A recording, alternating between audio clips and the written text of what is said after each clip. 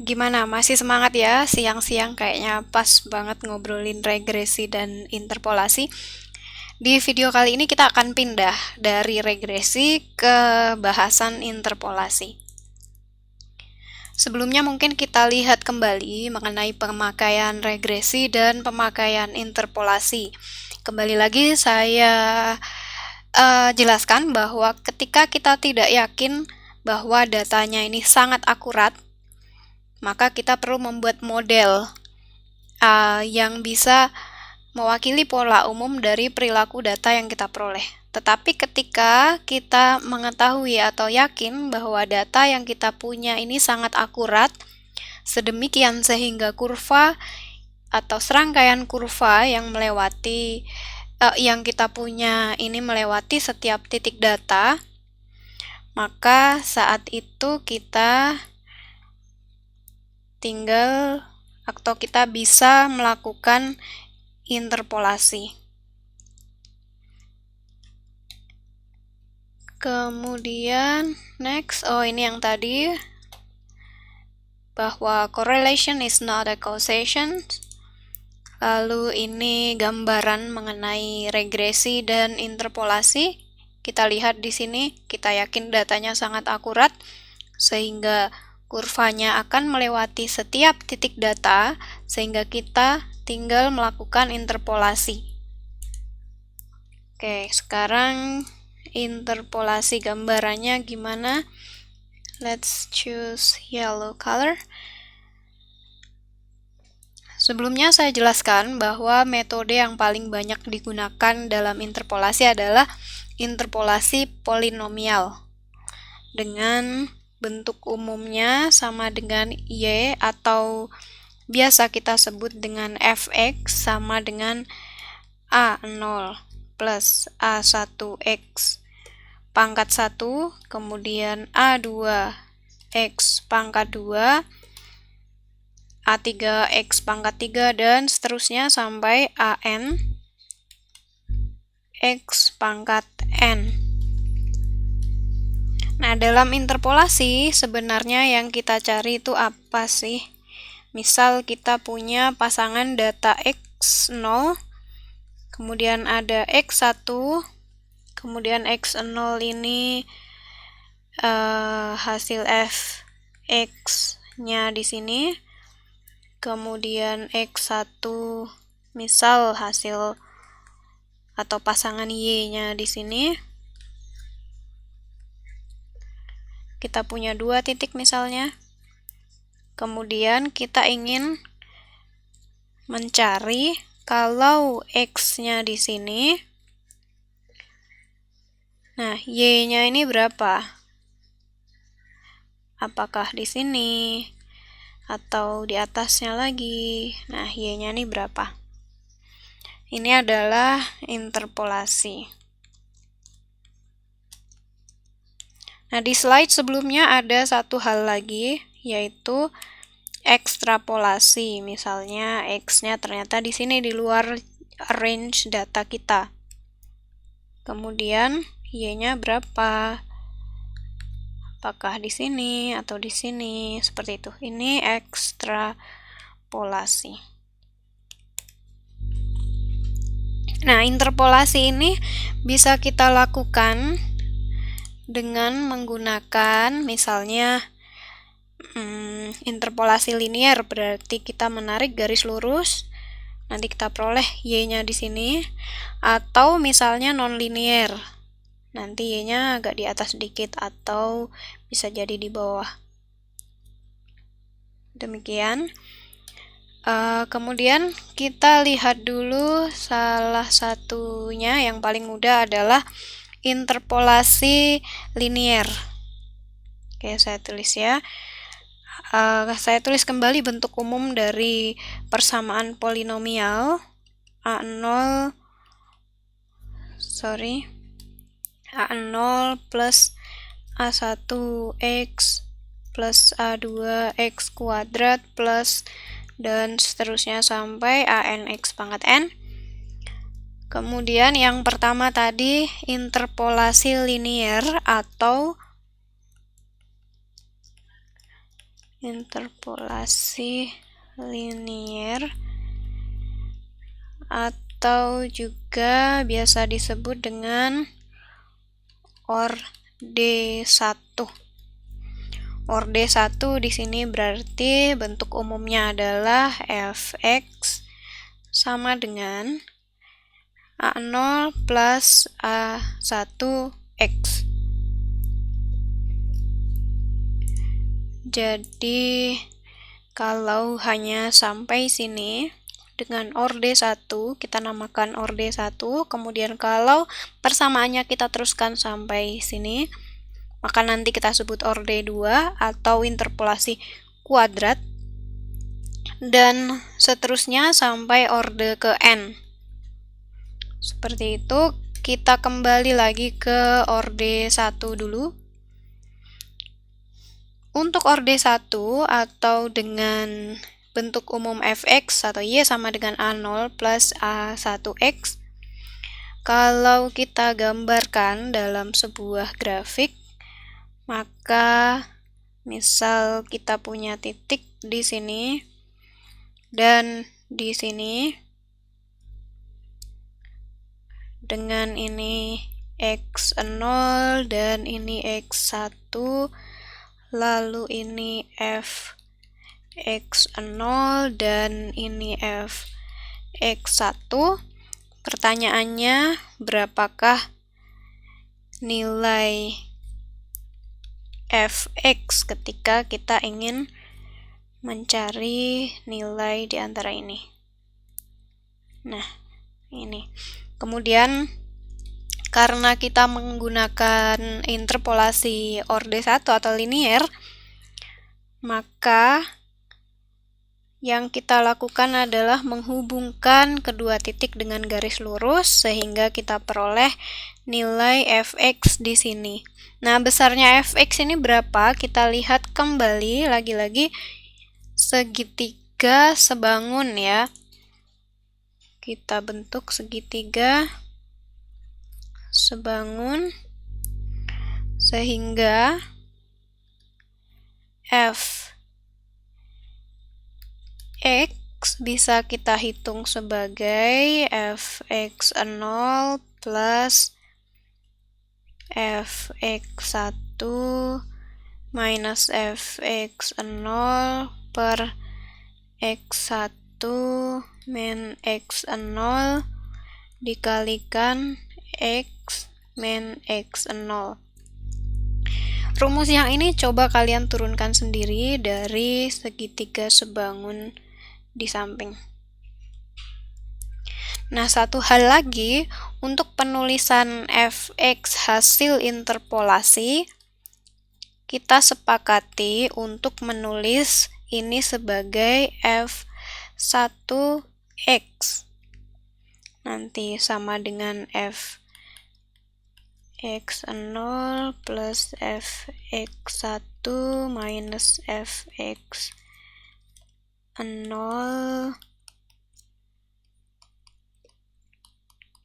seperti ini. Nah, indeks 1 di sini menunjukkan bahwa interpolasi ini diperoleh dengan dari atau melalui orde 1. Nanti kalau kita memakai orde 2, maka indeksnya ganti orde 2. Nah, sekarang kita lihat ya, kalau kita mau pakai orde 2, jadinya seperti apa. Tadi saya tulis nomor nggak ya? Oh iya, berarti saya tulis nomor juga di sini. Nomor 2. Kita coba dengan orde 2 atau tadi disebut juga dengan interpolasi kuadrat. Oke, kita tulis dulu bentuk umumnya. fx sama dengan A0 plus A1 x plus A2x kuadrat. Nah, untuk keperluan interpolasi, kita buat persamaan ini ke dalam X0 dan X1. Oh ya, sebelumnya, kalau kita melakukan interpolasi, misal tadi di sini kita melakukan interpolasi dengan orde 1. Maka kita memerlukan data 2 titik, atau di sini n plus 1. Jadi ordenya berapa ditambahin 1. Sehingga dalam interpolasi kuadrat ini dengan orde 2, kita memerlukan berapa data? 3 ya.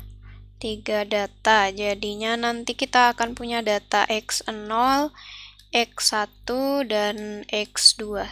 3 pasang data dengan Y0 atau fx0, Y1, dan Y2. Ini adalah pasangan datanya. Nah, kemudian kita lihat lagi kembali ke tadi, untuk keperluan interpolasi kita ubah persamaan ini menjadi bentuk seperti berikut. Fx sama dengan B0 plus B1 X minus X0 plus B2 X minus X0 kali X minus X1. Kedua persamaan ini tampak berbeda, tapi sebenarnya adalah sama. Kalau misalnya kita andaikan atau kita consider si A0 ini sebagai, kita lihat yang tidak ada X-nya, jadi B0 lalu B2. Oh iya, ini kita jabarkan dulu ya persamaan yang Fx itu. Oke, kita hapus dulu yang ini. Terus kita jabarkan lagi yang ini. Fx sama dengan B0 plus B1 X minus B1 X0 plus B2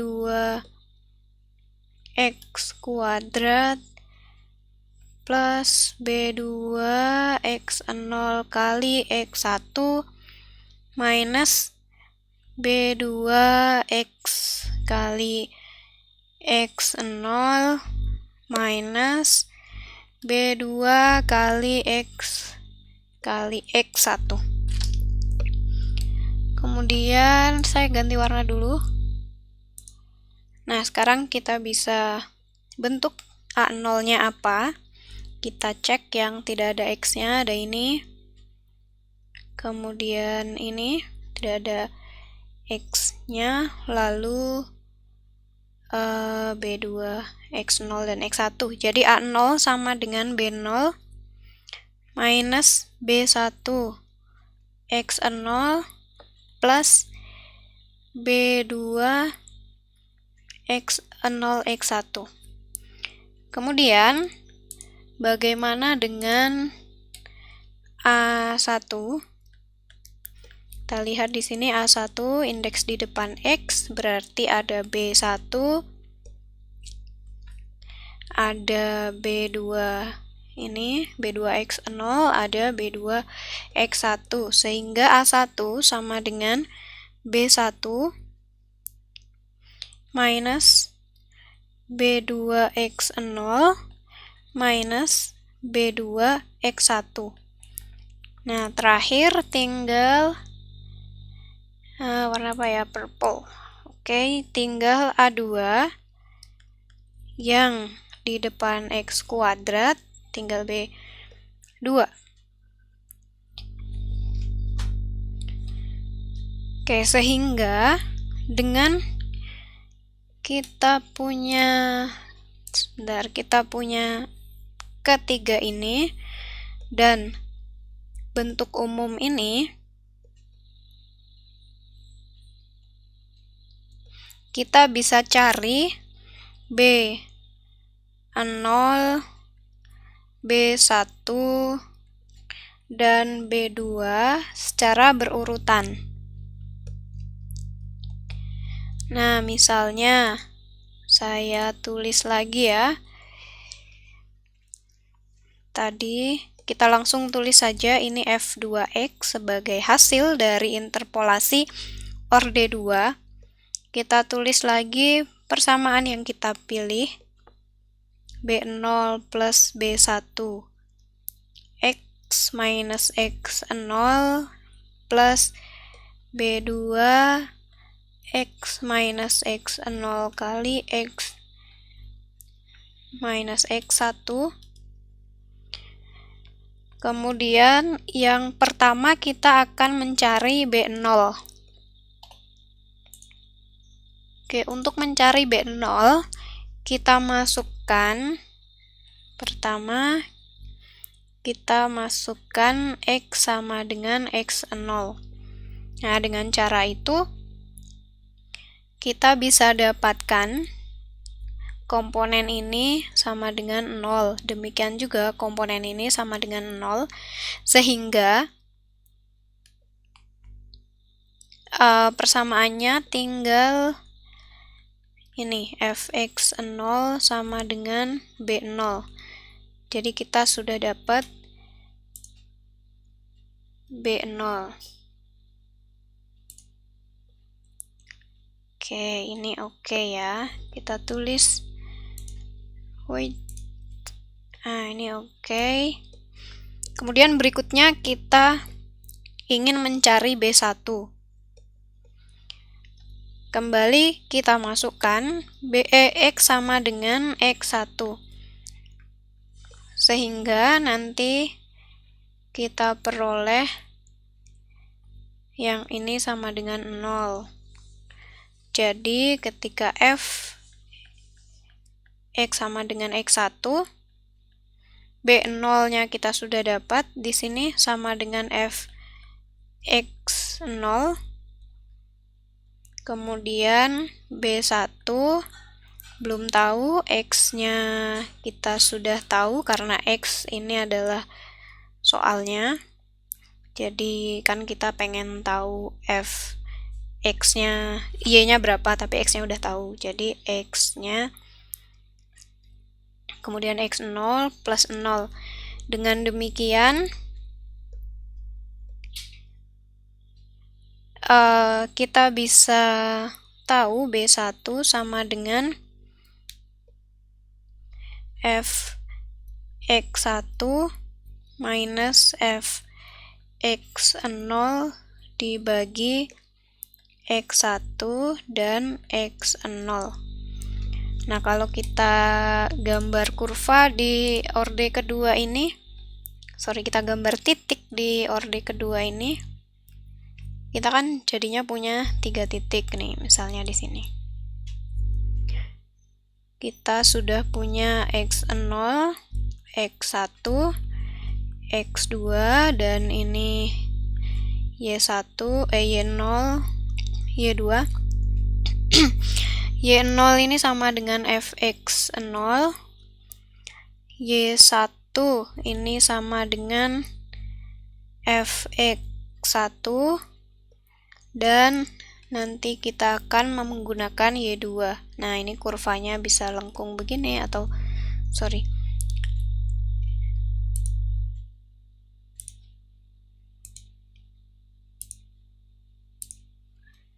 kurvanya mungkin begini atau mungkin juga begini, kita tidak tahu, yang pasti melewati semua titik. Nah, X yang kita cari bisa jadi ada di sini atau di sini. Yang pasti kita sudah tahu X-nya berapa, yang kita tidak tahu adalah Y-nya berapa. Nah, kita masih ada PR satu lagi, yaitu mencari B2. Nah, kita sudah menggunakan titik x0 dan titik x1. Jadi kita perlu menggunakan titik x2. Nah, saya tulis di sini saja. Semoga kelihatan ya kalau di bawah. Kita masukkan x sama dengan x2. Sehingga pada saat f x2 itu kembali lagi kita tuliskan ini. B0-nya kita sudah tahu dari f x0, lalu plus B1 X min X0 kali, oh ya ini, kok kali sih, sorry.